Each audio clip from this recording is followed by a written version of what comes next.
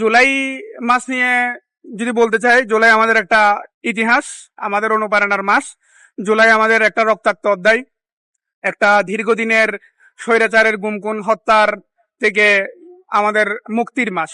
ছাত্র জনতার গণ অভ্যুত্থানের মাধ্যমে জুলাই নেমে এসেছে বাংলার বুকে, এবং বাংলার যে দুর্নীতি, গুমকুন, হত্যা, অন্যায়, এগুলা নিষ্পেষিত মানুষকে জর্জরিত করেছিল, মানুষের বাক স্বাধীনতা হরণ করেছিল।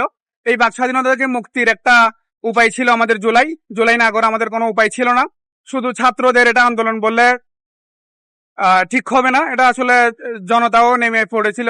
ছাত্র, শিক্ষক, শ্রমিক থেকে শুরু করে রিক্সাওয়ালা, কৃষক, শ্রমিক, মজুর সবাই নেমেছিল জুলাইতে। জুলাইতে আমরা দেখেছি কিভাবে একটা রেজিম ফেসিস্ট সরকার ছাত্র জনতার উপর নির্বিচারে গুলি করেছিল, এবং মানুষের বাসায় কিভাবে ছোট বাচ্চাদেরও গুলি করে হত্যা করেছিল। আমরা দেখেছি তার সকল বাহিনী, পুলিশ, র্যাব এবং সকল ধরনের তার যে অঙ্গ সংগঠন ছিল, ছাত্রলীগ, যুবলীগ, সবাই মিলে কিভাবে ছাত্র জনতার উপর হামলায় পড়েছিল। একটা অধিকার আদায়ের জন্য ছাত্র জনতারা মাঠে নেমেছিল। সেই অধিকার আদায়ের জন্য মাঠে নেমে তারা যে নৃশংস হত্যার শিকার হয়েছিল, আহত হয়েছিল, সেই রক্তাক্ত ইতিহাস আমাদের মনে করিয়ে দেয় যে কোনো স্বৈরাচার যদি কেউ হয়ে উঠতে চায় আগামীতে, তার পতন এভাবেই হবে।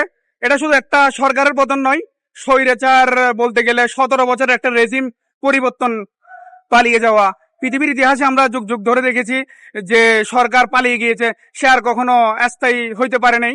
আমি মনে করি যেভাবে শেখ পরিবার বাংলার মানুষকে নিপীড়ন, নির্যাতন করেছিল, সেই জায়গা থেকে আমি মনে করি সেই পরিবারও বাংলাদেশের আর ইতিহাসে কখনো আর আলোচনায় আসতে পারবে না।